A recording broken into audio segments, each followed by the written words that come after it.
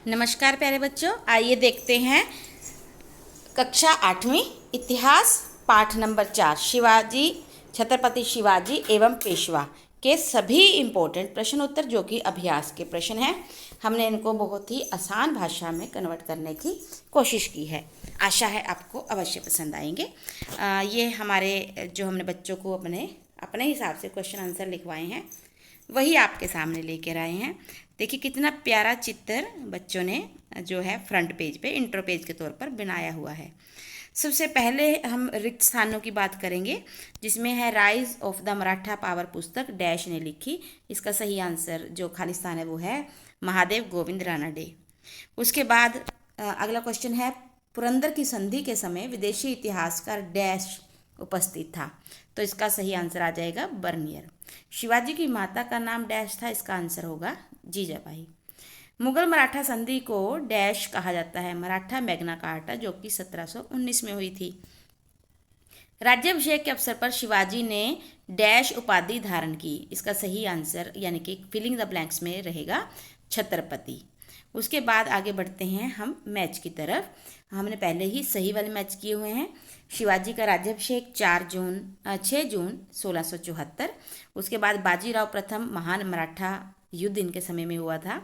पानीपत के तीसरे युद्ध जो है वो सदाशिव राव भाऊ के समय सुमंत विदेश मंत्री को कहा जाता था अष्टप्रधान में, और शिवाजी के पिता का नाम था शाहजी भोसले।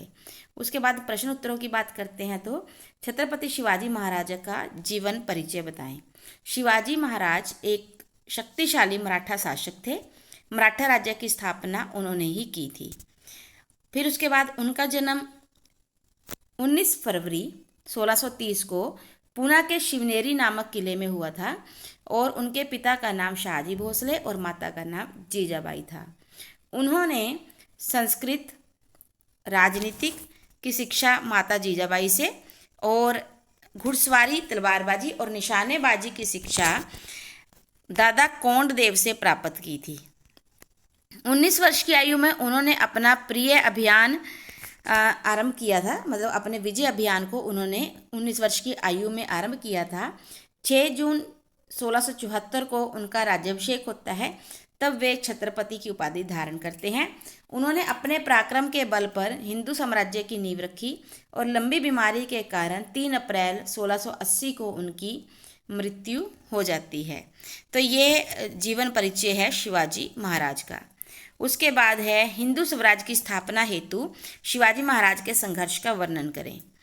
उसका सही आंसर है, नोट कीजिए मेरे बच्चों, पॉइंट्स हैं। 19 वर्ष की आयु में उन्होंने अपना विजय अभियान शुरू किया।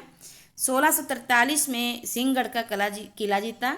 1646 में तोरण दुर्ग, 47 में बाकन का दुर्ग, और 1654 में उन्होंने पुरंदर का किला जीता। 1654 में अफजल खां को मार गिराया, और 1663 में शाइस्ता खां को हराया। उसके बाद 1666 में औरंगजेब के बंदी बनाए जाने पर वे मदारी मेहतर की मदद से जेल से निकल गए, और 6 जून 1674 को उनका राज्याभिषेक हुआ, और उन्होंने छत्रपति की उपाधि धारण की। और रायगढ़ उनकी राजधानी थी, यहाँ पर रायगढ़ आएगा। रायगढ़ को उन्होंने अपनी राजधानी बनाया। नेक्स्ट है पेशवा बाजीराव प्रथम के संघर्ष और योगदान का वर्णन करें। बालाजी विश्वनाथ की मृत्यु के बाद बाजीराव प्रथम अगला पेशवा बनते हैं। हालांकि उनकी आयु बहुत कम थी, परंतु वे बुद्धि से कुशाग्र और शरीर से बहुत बलवान थे। उन्हें लड़ाकू पेशवा के रूप में भी जाना जाता है। शिवाजी के बाद गुरिल्ला युद्ध प्रणाली में भी वे सबसे अधिक पारंगत थे। भोपाल की विजय उनकी सबसे महत्वपूर्ण विजय थी। मराठा साम्राज्य को मजबूती प्रदान वही करते हैं, और 1740 में उनकी मृत्यु हो जाती है। तो यहाँ पर मजबूती आएगा। नेक्स्ट है मराठे के प्रशासन की प्रमुख विशेषताएं। शिवाजी के समय मराठा प्रशासन का केंद्र जो था वो महाराज होता था।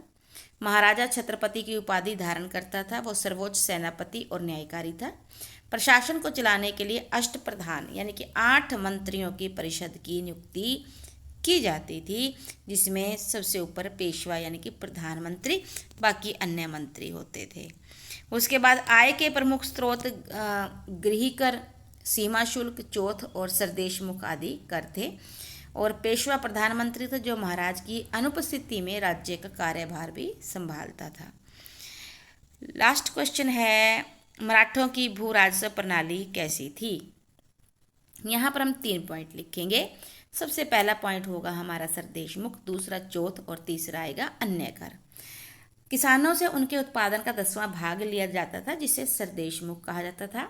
पड़ोसी राज्यों से उनकी आय का 1/4 भाग लिया जाता था जिसे चौथ कहा जाता था। इसके अलावा गृह कर, सीमा शुल्क आदि कर भी उस समय लिए जाते थे। इस प्रकार से ये 5 अभ्यास के प्रश्न है प्यारे बच्चों। आपके सामने खालिस्तान है और साथ में उचित मिलान करो, ये आपका अभ्यास का काम है। अगर आप यहाँ तक पहुँच गए हैं तो निश्चित तौर पर आपको हमारी वीडियो पसंद आई है। हमारे चैनल को आप सब्सक्राइब करना बिल्कुल ना भूलें और बेल आइकन को भी दबा लें, प्रेस कर लें, ताकि आपको आने वाली वीडियोस जल्दी मिल सकें।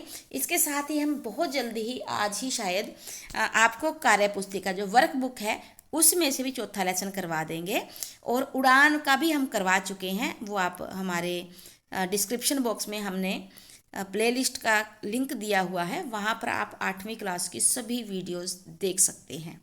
Thank you, have a nice day, God bless you बेटा।